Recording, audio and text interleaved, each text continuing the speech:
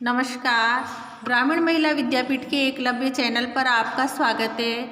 हम कक्षा 10 का पाठ 12 स्त्री शिक्षा के विरोधी कुतर्कों का खंडन पढ़ रहे थे, जिसके लेखक है महावीर प्रसाद द्विवेदी। हमने अब तक पढ़ा था कि स्त्रियों को पढ़ाना दुष्परिणाम माना जाता था और पुरुष पुराने समय में स्त्रियों को पढ़ाना अच्छा नहीं समझते थे और कहते थे कि स्त्रियों को पढ़ाने से गृह सुख के नाश का कारण होता है। अब हम आगे देखेंगे। बम के गोले फेंकना, नरहत्या करना, डाके डालना, चोरियां करना, घूस लेना यानी रिश्वत लेना, ये सब यदि पढ़ने लिखने का ही परिणाम हो तो सारे कॉलेज, स्कूल और पाठशालाएं बंद हो जानी चाहिए।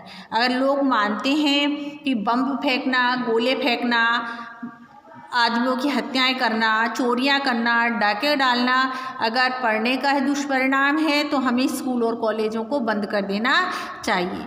परंतु विक्षिप्तो यानी पागल, बात व्यतीत यानी बातों से दुखी होने वाला और ग्रहग्रस्तों यानी पाप ग्रहों से प्रभावित के सिवा ऐसी दलीलें पेश करने वाले बहुत ही कम लोग होते हैं।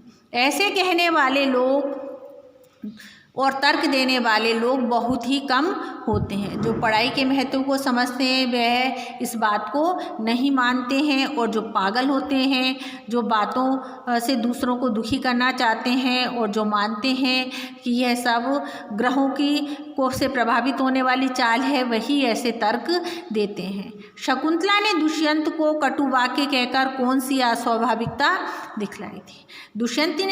शकुंतला ने यदि दुष्यंत को कटु वाक्य कहे थे तो उसमें दुष्यंत की गलती थी, इसीलिए उसने कटु वाक्य कहे थे, कड़वे वाक्य कहे थे। ये कोई अस्वाभाविकता नहीं है। क्या वह यह कहती कि आर्यपुत्र शाबाश, क्या जो उसने दुष्यंत ने कार्य किया था, उससे गंधर्व विवाह करके उसको वन में ही छोड़कर जा रहे थे, क्या वह सही था? क्या वह उसके लिए कहती कि हे आर्यपुत्र शाबाश, बड़ा अच्छा काम किया जो मेरे साथ गंधर्व विवाह करके मुकर गए, मेरे साथ गंधर्व विवाह कर लिया और अब आप उस शादी को नहीं मान रहे, मुकर रहे हैं कि मैंने शादी नहीं की। नीति, न्याय, सदाचार और धर्म की आप प्रत्यक्ष मूर्ति हैं, और कहती कि आप क्या हैं? न्याय की मूर्ति हैं, सत्य का पालन करने वाले हैं। पत्नी पर घोर से घोर अत्याचार करके जो उससे ऐसी आशा रखते हैं वे मनुष्य स्वभाव को किंचित यानी थोड़ा भी ज्ञान नहीं रखते हैं। ऐसे व्यक्ति जो पत्नी पर अत्याचार करते हैं और उनसे आशा रखते हैं कि वह हमें माफ़ कर दें, उन पर थोड़ा भी भरोसा नहीं करना चाहिए। उनको इसका जरा भी ज्ञान नहीं रहता। सीता से अधिक साध्वी स्त्री नहीं सुनी गई है। सीता को साध्वी स्त्री मानते हैं। जिस कवि ने शकुंतला नाटक में अपमानित हुई शकुंतला से दुष्यंत के विषय में दुर्वाक्य यानी निंदा करने वाले वाक्य कहे हैं, उसी ने परित्यक्त यानी घर से निकाल देने वाली स्त्री होने पर सीता से रामचंद्र के विषय में भी क्या कहा है, सुनिए। वाचस्यस्त्वा मदंचनाथ सा राजा वही विशुद्धिमती यतक्षमक्षम माँ लोकवाद श्रवणा दहासी श्रुतस्य तत्विप सदस्य कुल्यस। वह कहती है, सीता कहती है कि हे लक्ष्मण, जरा उस राजा से कह देना कि मैंने तो तुम्हारी आंखों के सामने ही आग में कूदकर अपनी विशुद्धता साबित कर ली थी। जब सीता को घर से निकाल दिया जाता है तो वह भी लक्ष्मण से कहती है कि हे लक्ष्मण, तुम अपने भाई से कहना कि मैंने तो तुम्हारी आंखों के सामने ही आग में कूदकर अपनी विशुद्धता साबित कर दी थी। जिस पर भी लोगों के मुंह से निकला मिथ्यावाद यानी झूठी बात सुनकर ही तुमने मुझे छोड़ दिया। लोगों के द्वारा कही गई झूठी बातों को सुनकर ही तुमने मुझे घर से निकाल दिया। क्या ये बात तुम्हारे कुल के अनुरूप है, अथवा क्या ये तुम्हारी विद्वता या महत्ता को शोभा देने वाली है? क्या ये बात तुम्हारे कुल के लिए अच्छी है और ये क्या तुम्हारी विद्वता को साबित करती है? सीता का ये संदेश कटु नहीं था तो क्या मीठा था? सीता के द्वारा ये कहे गए वाक्य भी कड़वे ही थे। राजा मात्र कहकर उनके पास अपना संदेश भेजा था। उसने राम के पास लक्ष्मण के साथ उसको राम को राजा कहकर ये संदेश भेजा था। ये उक्ति ना किसी गंवार स्त्री की है, किंतु महाब्रह्मज्ञानी राजा जनक की लड़की और मानवंदी महर्षि के धर्मशास्त्रों का ज्ञान रखने वाली रानी की है। जो ये कटुवाक्य कहें ये किसी गंवार स्त्री के नहीं है, बल्कि महाब्रह्मज्ञानी राजा जनक की पुत्री सीता के ये वाक्य। नृपस्य वर्णाश्रम पालनम यत सा एव धर्मो मुनिना प्रणीत है। सीता की धर्म शास्त्र ज्ञाता का ये प्रमाण वही आगे चलकर कुछ ही दूर पर कवि ने दिया है। सीता परित्यक्त के कारण जब सीता को घर से निकाल दिया गया तो वे वाल्मीकि के समान शांत, नीतिज्ञ और क्षमाशील तपस्वी तक ने, तो जब वह कहाँ जाकर रही थी, राजा वाल्मीकि के आश्रम में रही थी, तब वह जो नीतिज्ञ थे, शांत स्वभाव के थे, सबको क्षमा करने वाले तपस्वी थे, उन्होंने भी अस्तेव मुनि भर्ताग्रज में कहकर रामचंद्र पर क्रोध प्रकट किया था। उस समय जब सीता को त्याग दिया गया था और वे वाल्मीकि के आश्रम में रही थी, तो वाल्मीकि जी ने भी रामचंद्र जी पर क्रोध प्रकट किया। अतएव शकुंतला की तरह अपने परित्याग को अन्याय समझने वाली सीता को रामचंद्र के विषय में कटु वाक्य कहना सर्वथा स्वाभाविक ही है। ना ये पढ़ने लिखने का परिणाम है और ना ही गंवारपन का और ना ही अकुलीनता का। पढ़ने लिखने में स्वयं कोई बात ऐसी नहीं है जिससे अनर्थ हो सके। अनर्थ का बीज उसमें हरगिज नहीं है। अनर्थ पुरुषों से भी होते हैं, अनर्थ स्त्रियों से नहीं होते बल्कि पुरुषों से भी होते हैं। अपढ़ और पढ़े लिखो दोनों से, अनपढ़ और पढ़े लिखे दोनों से ही गलतियां होती हैं। अनर्थ दुराचार और पापचार के कारण और ही होते हैं और वे व्यक्ति विशेष का चाल चलन देखकर जाने भी जाते हैं। पापचार और दुराचार दूसरे होते हैं जो किसी व्यक्ति विशेष के चाल चलनों को देखकर समझा जाता है। अतएव स्त्रियों को अवश्य पढ़ाना चाहिए। अतएव हमें स्त्रियों को अवश्य पढ़ाना चाहिए।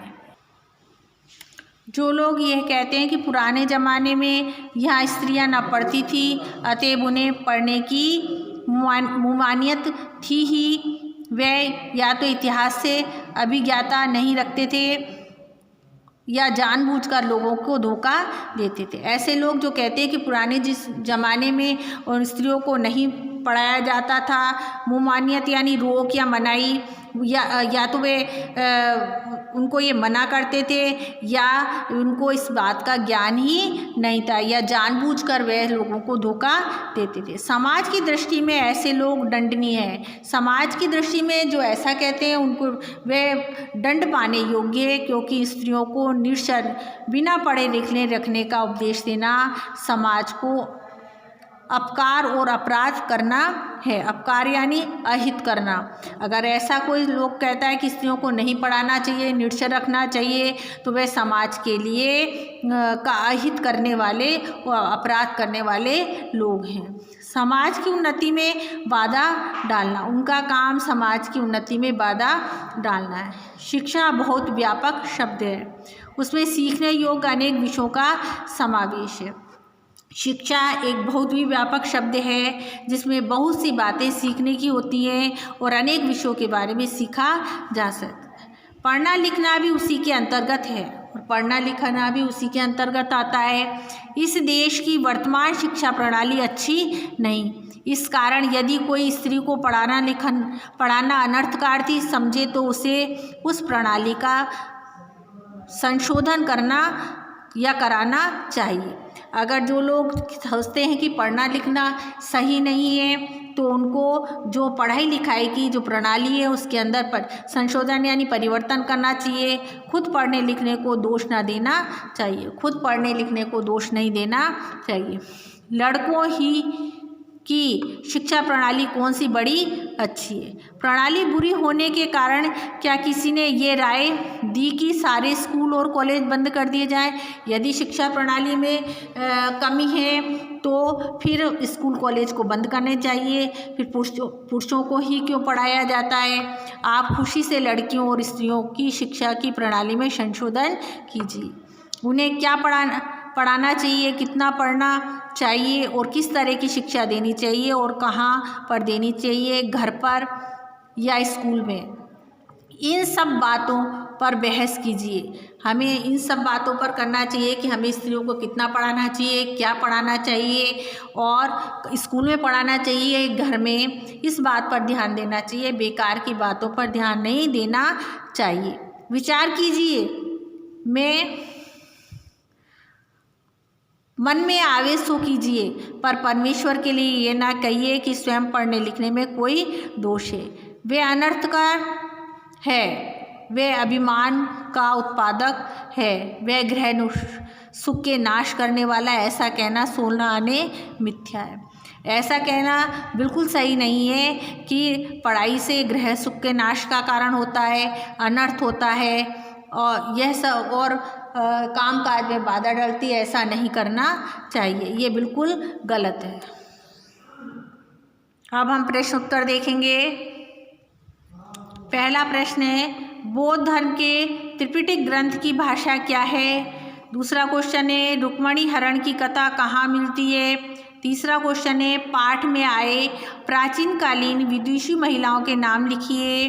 अगला क्वेश्चन है, शकुंतला ने दुष्यंत के विषय में दुर्वाक्य क्यों कहे? इससे अगला क्वेश्चन है, नाट्य शास्त्र संबंधी नियमों में स्त्री पात्रों के लिए कौन कौन सी भाषा निर्धारित की गई है? अगला क्वेश्चन, नाटकों में स्त्रियों द्वारा प्राकृत बोलना उनके आपड़ होने का प्रमाण नहीं है, यह स्पष्ट करना है। इससे अगला क्वेश्चन है, ये सारा दुराचार स्त्रियों के पढ़ाने का ही कुफल है। पंक्ति में निहित व्यंग को स्पष्ट कीजिए। द्विवेदी जी ने स्त्री शिक्षा के समर्थन में कौन कौन से तर्क दिए? आप सबको इन्हीं प्रश्नों के उत्तर देने हैं और जो समझ में नहीं आए उसको दोबारा पूछना है। कृपया इस लाइक कीजिए।